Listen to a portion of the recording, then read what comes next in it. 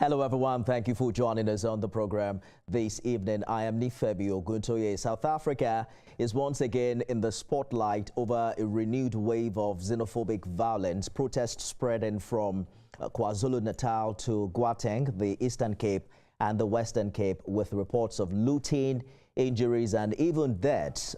For many Nigerians and other African migrants, this is a familiar and troubling pattern, one that dates back to the deadly outbreaks of 2008, 2015 and 2019. Authorities, we hear, have condemned the violence, with President Cyril Ramaphosa warning against taking the law into one's hands. But critics say the response has often fallen short, raising concerns about accountability and protection for foreign nationals. Back home, the Nigerians in Diaspora Commission, led by Abike Dabiri-Eriwa, says the situation is deteriorating, warning that Nigerians are now living in fear, with businesses shut and even children afraid to go to school. But beyond the headlines, what is really driving this cycle of violence? Is it economic frustration, political rhetoric, or something even deeper within South Africa's social fabric? And crucially, what is the real experience of Nigerians living there right now? Let's bring in Oscar Emetuei, who is an organizational development and human capital strategist, a member of the Nigerian Citizens Association in South Africa. He lives and works in Cape Town and brings both lived experience and critical insight into this conversation. Oscar, good to have you on Beyond the Headlines. Thank you so much, Nifemi. I appreciate you having me here. Thank you. So you told me on the news last night that this is a reflection of deeper issues, not just the protest we're seeing. Right now, how tense would you say the situation on the ground is? Are Nigerians genuinely under threat? What has been happening right now, it's we cannot take away the fear, like the NICOM boss Abike had advised. Most of our citizens have locked shop. A lot of them have decided not to go. You know, we are more entrepreneurial. We work for ourselves, most of the people. So a lot of them have locked their shop and have not been active, trying to observe and see. You know what usually happens with violence like this? If you've been following histories in South Africa, it usually leads from this kind of protest. And before you know, people's shops get looted and all of that. So basically, people at the moment are a bit cautious. And they're also trying to observe to see how this whole match keep going. There's something we have said as a people, that when it comes to saying illegality and all of that, the point, like I mentioned yesterday, is there's a deeper frustration from the locals, which they are seeking the government to address.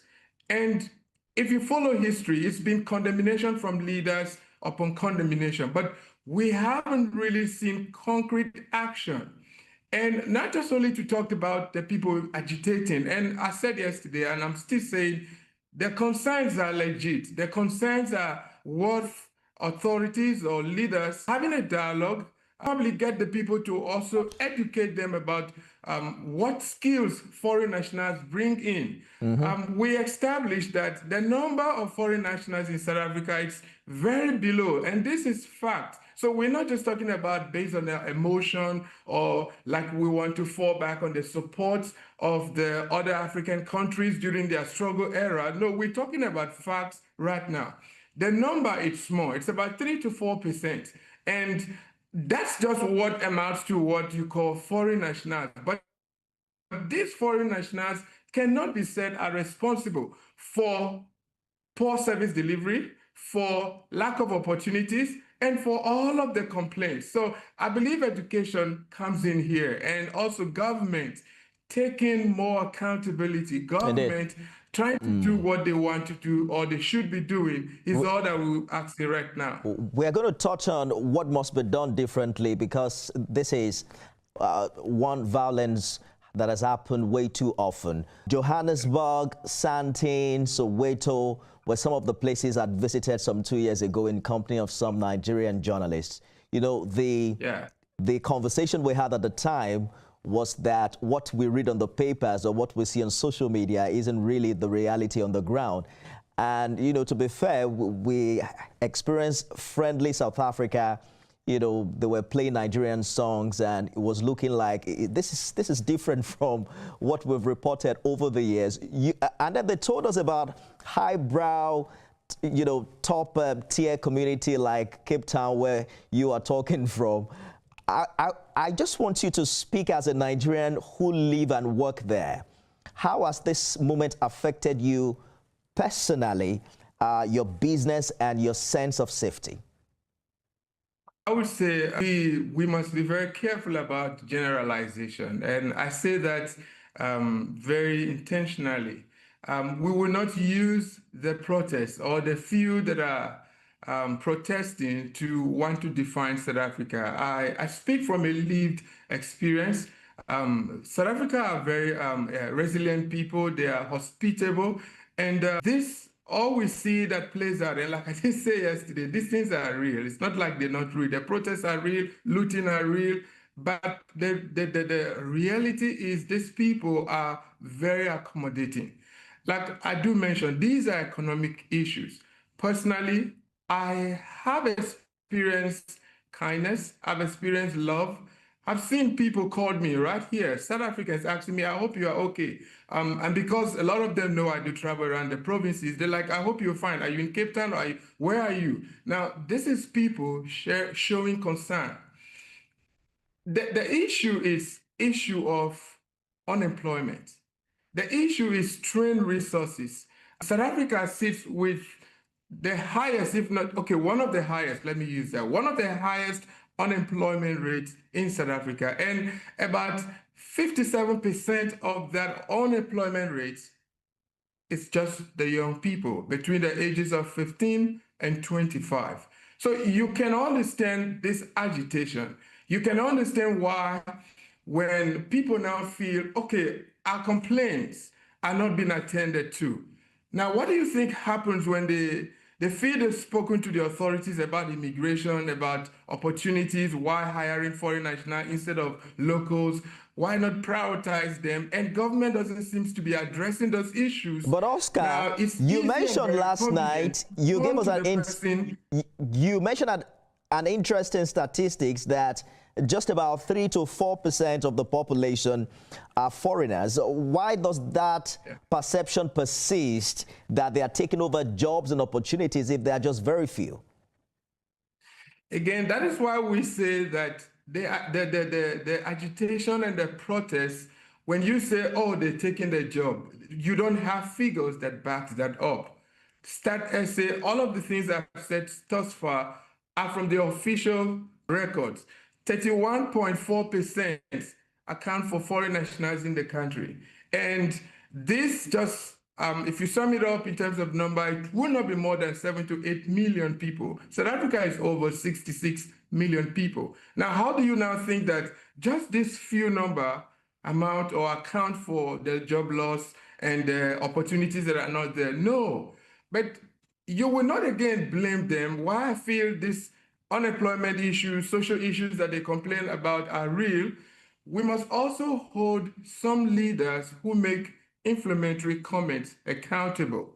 Election is around the corner. There's a local government election that will be coming forth very soon. And some politicians or some individuals just feel the only way or how to get the vote is by trying to make some comments that wants to pitch them against the sitting government, thereby telling them, oh, we will be better, we will do better than that. So I feel there's need for dialogue. That's what I believe. People just need to get to sit in the room and then have reasonable dialogue. Immigration has been one of the key issues.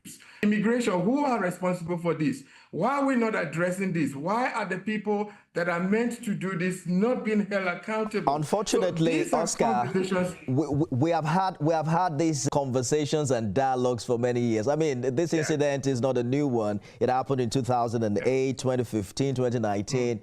About 20 Nigerian journalists, myself inclusive, sat down with former President Thabo Mbeki some 2 years ago to still talk about this issue. Nigerians are highly visible in sectors like business and entertainment in South Africa. Is there a sense to which you think that visibility make them easy targets for resentment? Yeah, I raised this issue yesterday that we are very visible. In the informal sector, in entrepreneurship, entertainment, like you've mentioned, we're there. And you see, when you could say that out of 10 blacks that you see, 8 could likely be Nigeria, what does that do? It kind of exposes us to scrutiny. It kind of exposes us to that resentment. But do you really think that's why the people seems to be agitating? And again, I don't want us to look at this from a nationality perspective. That's why I'm always very against the idea of saying all this group of people do this, all this group of, no, that's not the truth. A very few individuals cannot be used to summarize an entire group, entire nationality, entire nation. That is not ideal. But I also agree there are few among us that indulge in some issues, and as leaders in community, all we're saying is anyone, even the mission backs this up, anyone found wanting by the law should be tried rightly. It's all we ask. We're not excusing anyone, and we cannot sit here and say, oh, we are all saints. But at the same time, we cannot be painted with the same brush. Indeed. The same is applicable to all the people in South Africa. So what we're just saying is, again, let's go back to how do we dialogue? How do we educate the people?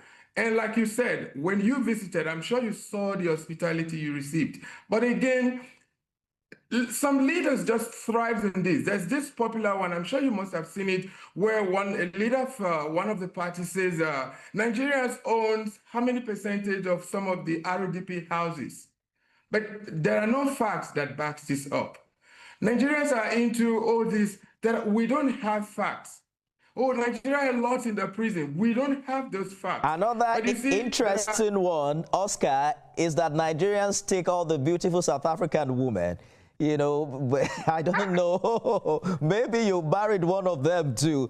Is that even is that a legitimate concern? That has never been any form of issue. These people are very hospitable. Last December, my in-law got married to a Zulu man. And like I said, when you go to the rural area, you could feel the hospitality. I was there with my family. Apparently, my wife is also from there. No one treats you differently.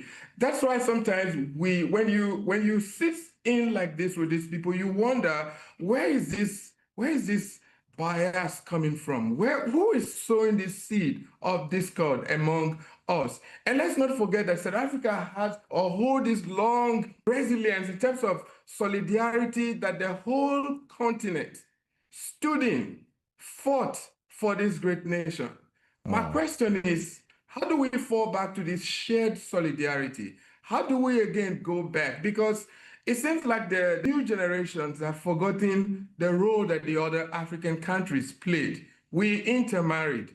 There are a lot of, even some of them visiting the other African countries. They are beginning to travel. Like the first time my wife visited Lagos, and she was like, I never knew Nigeria is this different. Those were her words. And I'm sure you could see some other people who have visited other African countries. We went to Ghana, we went Tanzania.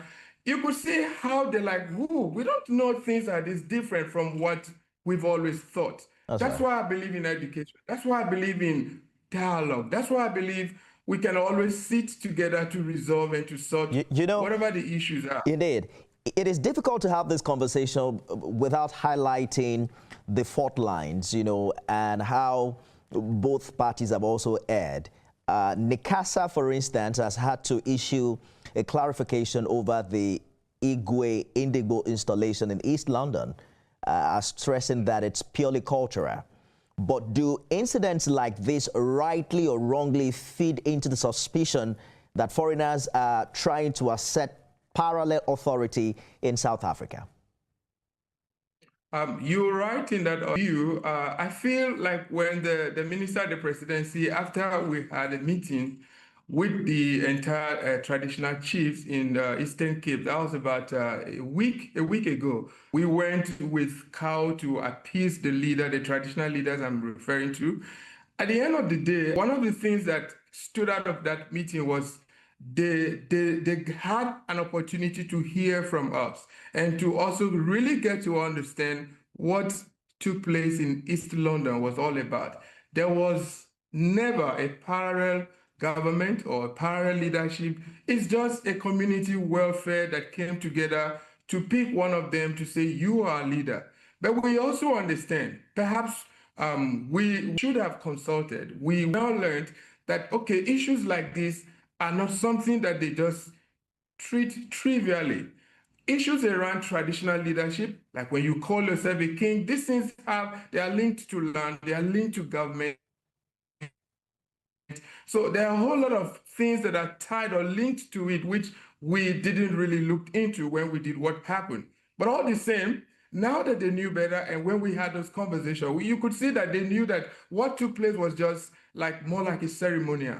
I also agree that issues like this, when not well explained, people pick that up and then begin to give it a different meaning, different from what the reality or what the entire thing is. Indeed. So yes, issues like that sometimes kind of provoke. Like I said, we're already dealing with unemployment. We're already dealing with a strained economic resources. So anyone can just pick up anything and decide to run with it. You've highlighted that at the core of this is economic hardship. There's also political rhetoric and what many have termed leadership failure, which has amplified public anger. You hinted at a gap between promises and action.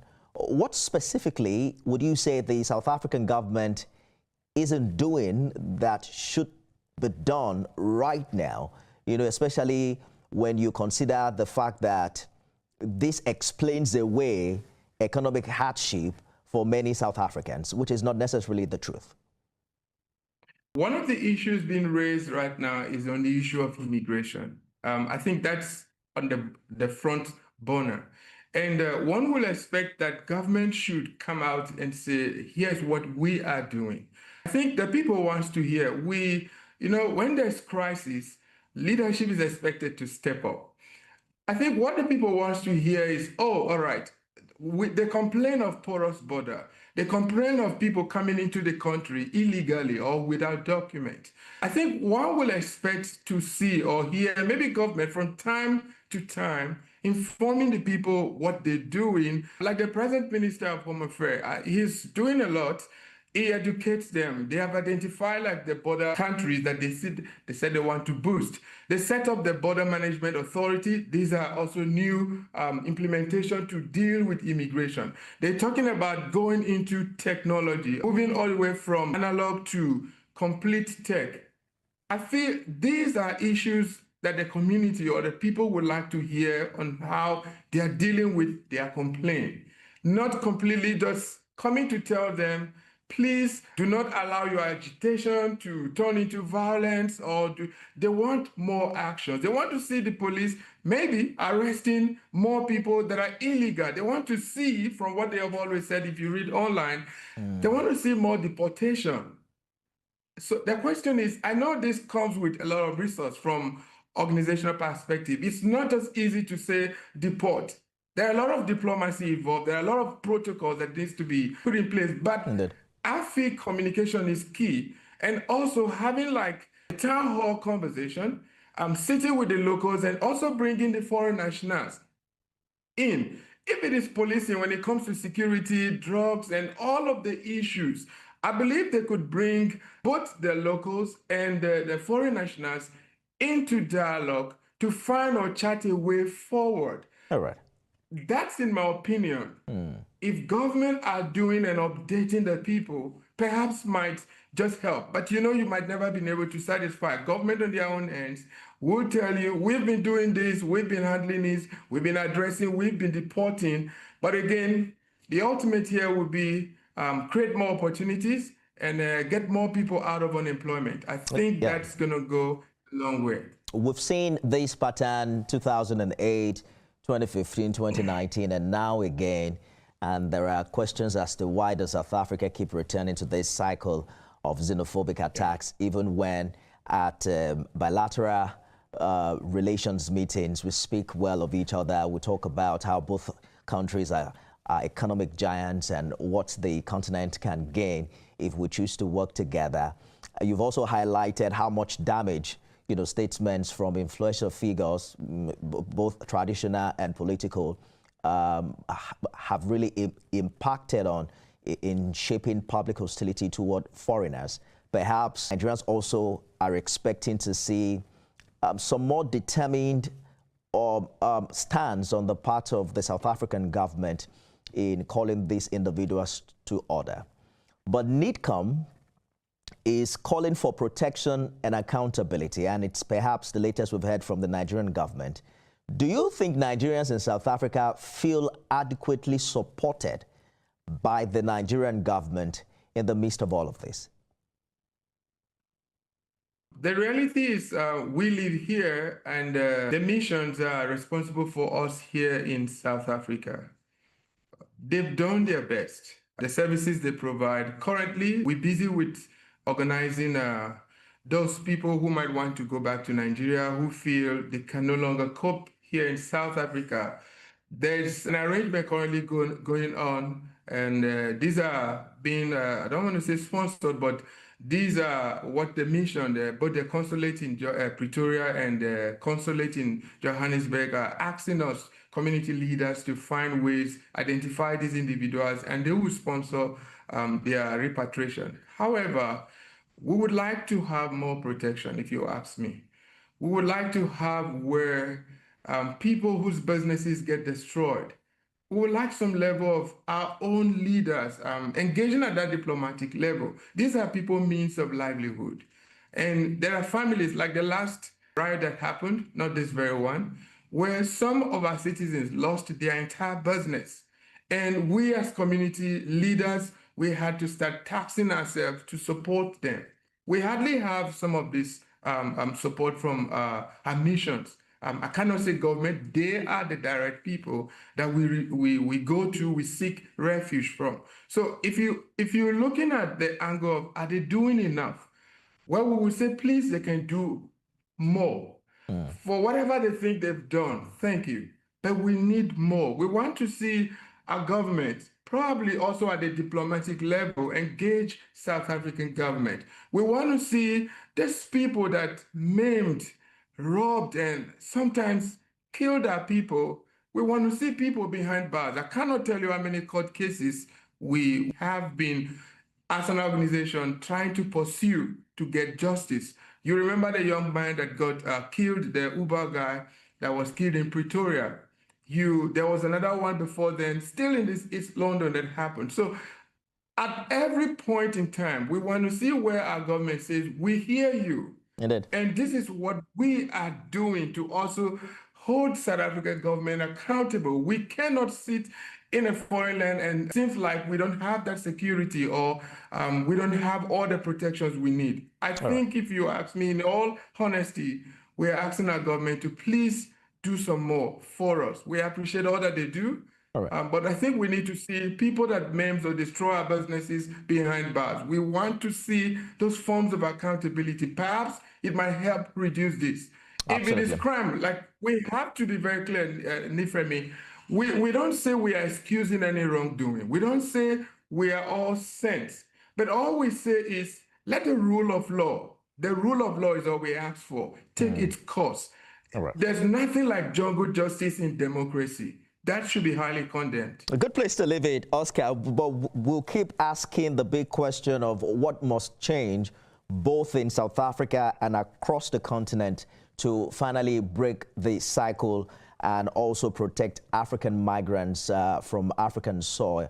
Oscar, we'll have to leave it there, but clearly this is more than just protest. It's a test of leadership, accountability, and ultimately our shared humanity as Africans. I've been speaking with organizational development and human capital strategist Oscar Emetuei, who joins us live from Cape Town in South Africa. Thank you for your insight. Thank you so much, Nifemi. That's our show today, everyone. Remember, you can watch it again at midnight and 6 a.m. tomorrow. I am Nifemi Oguntoye.